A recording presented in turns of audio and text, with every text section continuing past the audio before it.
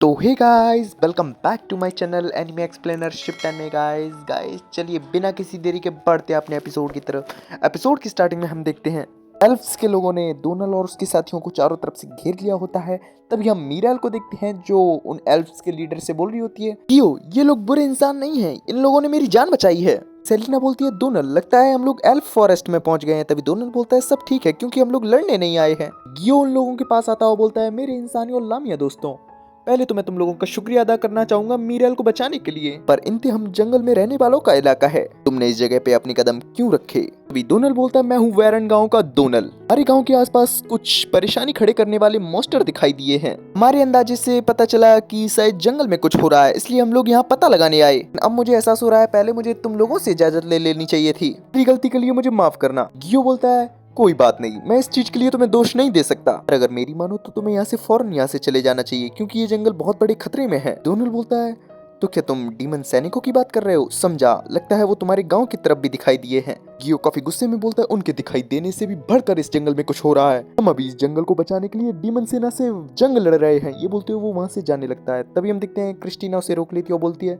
तो तुम उन लोगों से कैसे लड़ रहे हो? क्या तुम लोगों के पास पर्याप्त लोग हैं उनसे लड़ने के लिए? ये बोलते हुए वो उसका कॉलर पकड़ लेती है और बोलती है, क्या तुमने इस बारे में किंगडम को रिपोर्ट दी? क्या तुम्हारा गांव वाकई सेफ है? हम देखते हैं क्रिस्टीना की इस हरकत से सभी एल्फ्स सतर्क हो जाते हैं। तभी हम सेलिना को देखते हैं जो उसे समझा रही होती है, क्रिस्टीना शांत हो जाओ, देखो सभी एल्फ्स डरे हुए लग रहे हैं। क्रिस्टीना बोलती है, डीमंस काफी खतरनाक हैं, क्या सच में इनका गांव सेफ है? अगर तुम्हें मदद की जरूरत है तो तुम्हें जरूर बतानी चाहिए, अगर हम किसी तरह तुम्हारी मदद कर सके तो हमें बताओ। देखते हैं ये चीज सुनने के बाद तो सभी एल्फ थोड़े शांत हो जाते हैं। तभी हम डोनल को देखते हैं जो क्रिस्टीना के कंधे पर अपना हाथ रखता है। तभी हम क्रिस्टीना को देखते हैं जो समझ जाती है उसने कुछ ज्यादा ही बोल दिया, वो माफी मांग रही होती है डोनल से। सेलिना बोलती है, तुमने कुछ गलत नहीं किया, तुम्हें इन एल्फ्स की काफी चिंता है। अभी हम एक एल्फ को देखते हैं जो बोल रही होती है, मीराल ये इंसान काफी अच्छे हैं। तभी मीराल बोलती है, हाँ साथ ही साथ इन लोगों ने डीमन के कुछ सैनिकों को भी हराया है। हम कुछ एल्फ्स को देखते हैं जो बातें कर रहे होते हैं, ये लोग काफी ताकतवर लग रहे हैं, यहाँ तक कि एक लामिया मॉन्स्टर भी इनकी दोस्त है। हम डोनल को देखते हैं जो सोच रहा होता है, क्रिस्टीना की मजबूत पर्सनैलिटी से हम लोगों को यहाँ मदद मिल रही है, लेकिन अगर इसी तरीके से डीमंस आ रहे हैं तो इसका मतलब यहाँ आसपास कहीं पोर्टल है जो कि डीमन वर्ल्ड और इस इनेट फॉरेस्ट को जोड़ रहा है। लेकिन अगर वो पोर्टल पूरा खुल गया तो और भी ताकतवर डीमंस आ सकते हैं। नहीं,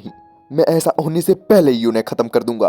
भले ही लोगों को पता चल जाए कि मेरे अंदर ड्रैगन की आत्मा है, भले ही वो लोग मुझे घर से निकाल दें, अपने लोगों को बचाने के लिए अगर बेझिझक अपनी ड्रैगन पावर का इस्तेमाल करना पड़े तो मैं करूंगा। डोनल गियो से बोलता है, मेरे पास एक सुझाव है, जैसा कि अभी क्रिस्टीना ने कहा, ये एक इमरजेंसी है, मेरी राय में इसे तुम अकेले हैंडल नहीं कर पाओगे, इसलिए क्या तुम अपने नियमों को थोड़ी देर को साइड में रखते हुए हमें तुम्हारी मदद करने दोगे? भी एक लेडी अल्फा के गियो का हाथ पकड़ लेती है और बोलती है, भैया मैं आपकी लीडर होने के नाते आपकी जिम्मेदारियों को समझती हूँ, पर मुझे हमारे नियमों से ज्यादा हमारे साथ रहने वाले लोगों की परवाह है। मुझे लगता है ये लोग काफी नेक इरादों से बात कर रहे हैं, हम लोगों को इन पर एक बार भरोसा करके देखना चाहिए। हम गियो को देखते हैं जो अपने साथियों की तरफ दिखता है, हम देखते हैं और उसके साथी भी इस चीज के लिए तैयार होते हैं। तभी हम गियो को देखते हैं जो बोलता है, समझ गया, प्लीज मेरे इंसानी दोस्तों हमारी मदद करो, मैं जानता हूँ ये काफी खतरनाक है, इस वजह से मैं तुम लोगों से मदद मांग रहा हूँ। डोनल बोलता है, हमें इससे कोई दिक्कत नहीं है। तभी गियो बोलता है, मेरा नाम गियो है, बहादुर इंसानी लड़के। तभी डोनल भी अपना नाम बता ही रहा होता है, लेकिन तभी उन लोगों को काफी भयंकर और एक एहसास होता है। हम गियो को देखते हैं जो बोलता है, ये क्या था? हमें देखने को मिलता है फॉरेस्ट में काफी ज्यादा मात्रा में डार्क ऑरा देखने को मिल रहा होता है। हम डोनल को देखते हैं जो सोच रहा होता है, ये एहसास मैं जानता हूँ, लगता है पोर्टल खुल गया है। तभी हमें देखने को मिलता है उस पोर्टल में से काफी तगड़े तगड़े 3 डीमन निकलते हैं, जिसमें से एक छोटी सी बच्ची भी होती है, बट हम लोग इसको अंडर एस्टिमेट नहीं कर सकते। तभी हम देखते हैं डोनल को जो कि एक विंड एक्सेल स्पेल का कास्ट कर देता है सभी के ऊपर। तभी हमें देखने को मिलता है वो बता रहा होता है, ये स्पेल हमें जल्दी पहुंचाने में मदद करेगा। ये बोलते हुए वो सभी एल्फ्स के गांव की तरफ बढ़ने लगते हैं, क्योंकि ये ऑरा काफी ज्यादा मात्रा में एल्फ्स के गांव के पास से ही आ रहा होता है। तभी हमें उसी छुटंकी डीमन को दिखाया जाता है जो कि बोल रही होती है, ये है धरती, इतनी बुरी भी नहीं है। रेड वाला डीमन बोलता है, हाँ तुम सही कह रही हो, क्योंकि हमारी डीमन किंग इनेट या ड्रेसल को हासिल कर पाए, हमारा काम उनके रास्ते को साफ करना है। ग्रे वाला डीमन बोलता है, उन्होंने इस काम के लिए हम पर भरोसा किया है, जैसे जियोर्ग नहीं दिख रहा। छुटकी डीमन बोलती है, अभी तक नहीं आया, लगता है उसका हद से ज्यादा माना ही उसे धीमा कर रहा है। रेड वाला डीमन बोलता है, चलो जब तक वो नहीं आता तब तक एक छोटा सा गेम खेलते हैं, मैं आसपास एल्फ्स की मौजूदगी को महसूस कर सकता हूँ, देखते हैं कौन पहले उन्हें ठिकाने लगा सकता है। छुटकी बोलती है, अगर मैंने उन्हें पहले ढूंढ लिया तो क्या मैं उन्हें मार सकती हूँ? तभी रेड वाला डीमन बोलता है, बिल्कुल यही तो इनाम है। तभी बुलेडी बोलती है, और जिलैन तुम? तभी हम ग्रे वाले बंदे को देखते हैं जिसका नाम जीलैन है, जो कि बोलता है मुझे कमजोरों में कोई दिलचस्पी नहीं है, मैं तो यहाँ बस अपना काम पूरा करने आया हूँ। रेड वाला डीमन बोलता है चलो भी यार तबाही मचाई जाए, चलो शुरुआत तो हम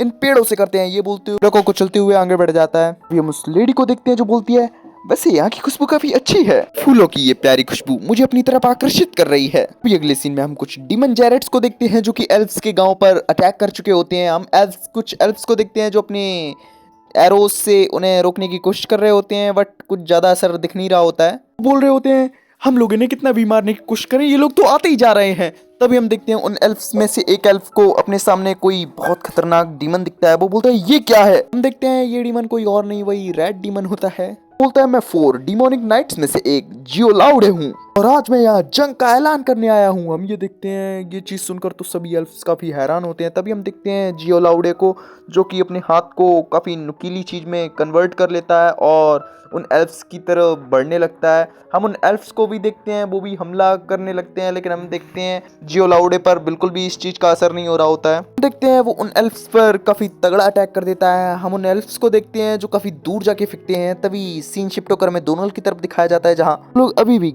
एल्फ्स के गांव की तरफ भाग रहे होते हैं। तभी हमें देखने को मिलता है कोई स्पिरिट गियो को एल्फ्स के विलेज में जो भी हो रहा है सब बता देती है। गियो को देखते हैं जो डोनल्ड को बताता है स्पिरिट्स ने मुझे बताया है कि एक डीमन गांव के नॉर्थ में हमला कर रहा है। डोनल्ड ये जरूर वही हाई लेवल डीमन होगा जिसकी तुम बात कर रहे थे। डोनल्ड बोलता है हमें जल्दी वहां पहुंचना होगा। तभी गियो बोलता है चलो साउथ वेस्ट से गांव में घुसते हैं और डिफेंस को मजबूत करते हैं। तभी इन लोगों के सामने बहुत सारे जेरेट्स डीमन का झुंड इन लोगों पर अटैक करने के लिए तैयार होता है। हम डोनल्ड को देखते हैं जो बोलता है चलो इन्हें ठिकाने लगाते हैं। मिशन शिफ्ट होकर हमें एल्फ्स के गांव की तरफ का सीन दिखाया जाता है जहां काफी तबाही मच चुकी होती है। हम जियोलाउडे को देखते हैं जो बोल रहा होता है तुम लोग जेरेट्स का तो सामना कर पाए पर मेरे एक हमले का नहीं। सच में अभी अभी तुम लोगों की चीखें मेरे कानों में म्यूजिक की तरह गूंज रही थीं। हमें देखने को मिलता है वो अपने पास ही में मौजूद एक एल्फ्स को मारने ही वाला होता है। तभी हमें देखने को मिलता है अचानक से उसका अटैक रुक जाता है, कुछ बेलों ने उन्हें रोक दिया होता है। इस चीज से तो जियोलाउडे भी काफी हैरान होता है। देखते हैं उसके पूरे शरीर को ही बेलों ने कवर कर लिया होता है। वो बोल रहा होता है आखिर ये क्या है। तभी हमें देखने को मिलता है उन बेलों में से कुछ रोजेस निकल रहे होते हैं। हम देखते हैं वो एल्फ बोल रहा होता है रोजेस। तभी हम देखते हैं कोई लेडी बोलती है अब यहाँ पड़े ही मत रहो, भागो यहाँ से। हम देखते हैं वो बंदा वहां से भाग लिया होता है। तभी हम जियोलाउडे को देखते हैं जो बोल रहा होता है तुम्हें क्या लगता है ये मामूली सी बेलें मुझ जैसे महान जियोलाउडे को रोक सकती हैं। ये बोलते हुए वो जोर लगाने लगता है लेकिन उन बेलों पर ज्यादा असर पड़ ही नहीं रहा होता है।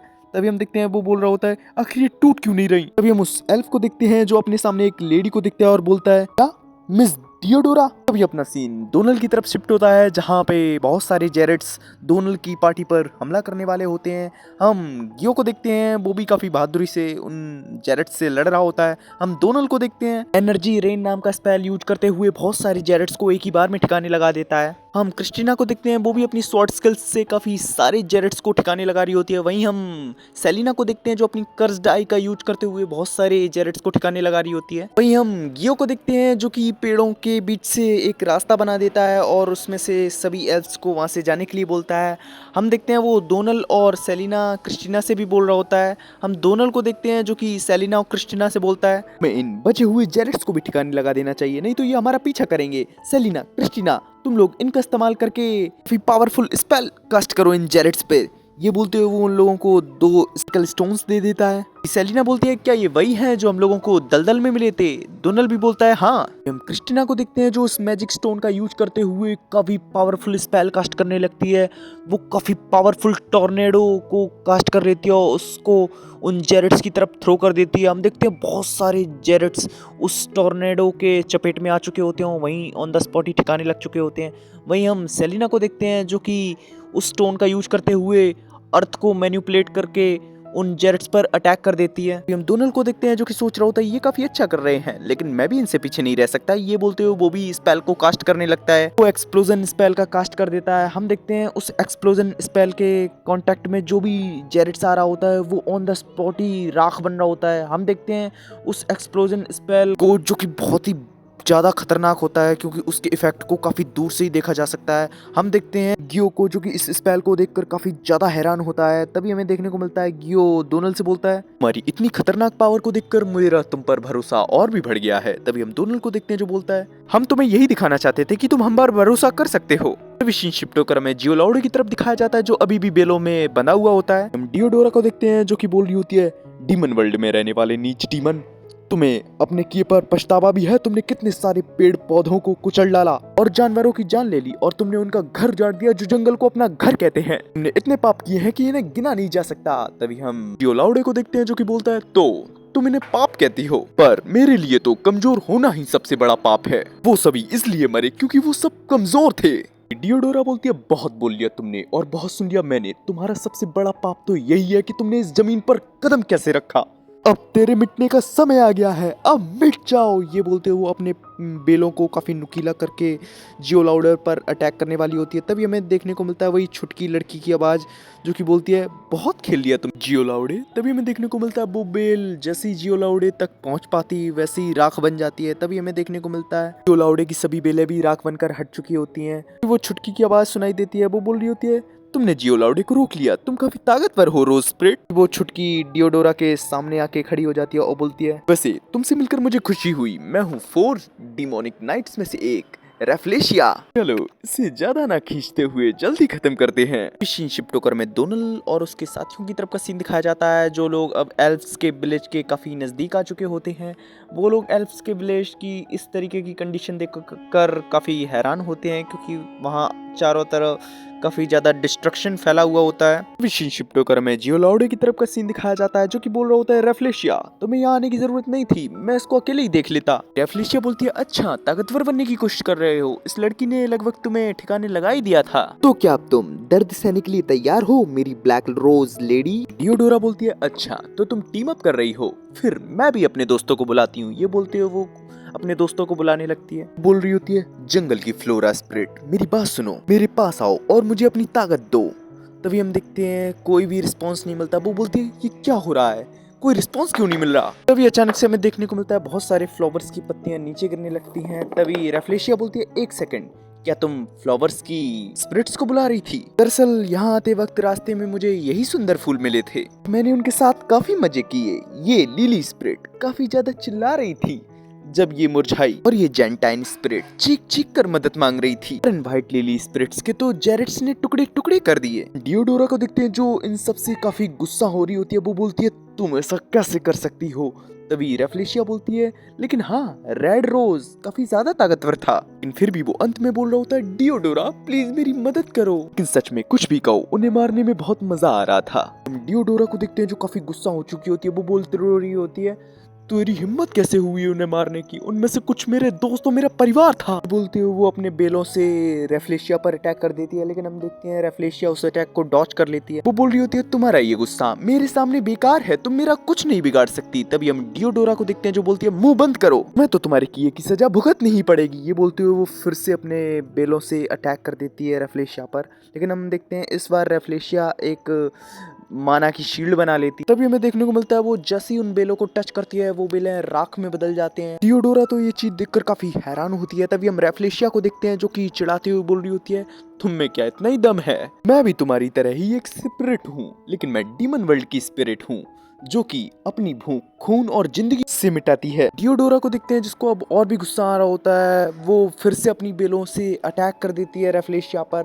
हम देखते हैं रेफ्लेशिया तो मात्र अपने एक ही हाथ से उस अटैक को रोक लेती है। लेकिन हमें देखने को मिलता है उस अटैक के बगल में ही एक और भी अटैक होता है जो कि डियोडोरा ने काफ़ी चुपके से किया होता है। उस अटैक से रेफ्लेशिया के फेस पर एक कट लग चुका होता है। हम रेफ्लेशिया को देखते हैं जो काफ़ी नाराज़ हो रही होती है। वो बोल रही होती है, तुमने मेरे सुंदर फेस को बिगाड़ दिया, अब तुम्हें इसका हर्जाना भुगतना पड़ेगा। हम देखते हैं डियोडोरा भी इस चीज के लिए तैयार होती है। लेकिन तभी हमें देखने को मिलता हो जियोलाउडे को जो कि अकेले खड़ा खड़ा बोर हो रहा होता है, वो भी अब डियोडोरा पर अटैक करने के लिए बढ़ने लगता है। हम रेफ्लेशिया को देखते हैं जो से ऐसा करने से मना कर रही होती है। लेकिन हम जियोलाउडे को देखते हैं जो कि उसकी नहीं सुनता और डियोडोरा पर अटैक करने के लिए बढ़ने लगता है। हम डियोडोरा को देखते हैं जो कि अपने बेलों से एक बेलों की दीवार बना लेती है। लेकिन हम देखते हैं जियोलाउडे को रोकने के लिए ये दीवार काफ़ी नहीं होती।